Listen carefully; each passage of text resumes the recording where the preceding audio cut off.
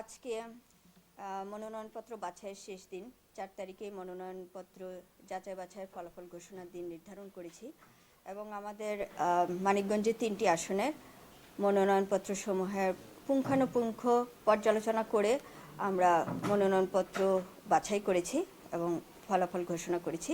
সেখানে আমাদের মানিকগঞ্জ মানে 3টি আসনে আমাদের টোটাল মনোনয়নপত্র গ্রহণ করেছিলেন প্রার্থীরা 32টি, কিন্তু আমরা মনোনয়নপত্র পেয়েছি 27 জনের কাছ থেকে। 27টি মনোনয়নপত্র আমরা পেয়েছি এবং এর মধ্যে 1 নম্বর আসনে 9টি মনোনয়নপত্র দাখিল হয়েছে, এর মধ্যে 2টি বাতিল হয়েছে এবং 7টি মনোনয়নপত্র আমরা গ্রহণ করেছি।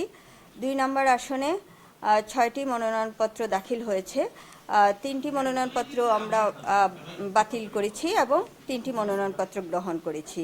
3 নম্বর আসনে 12টি মনোনয়নপত্র দাখিল হয়েছে, এর মধ্যে 4টি মনোনয়নপত্র আমরা বাতিল করেছি, 8টি মনোনয়নপত্র গ্রহণ করেছি।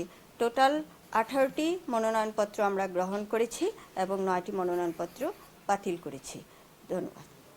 যদি এই সময়টা নির্বাচনের প্রচারের আগে কোনো প্রার্থী যদি তার আইন লঙ্ঘন করে সেক্ষেত্রে আপনারা কি ব্যবস্থা করবেন?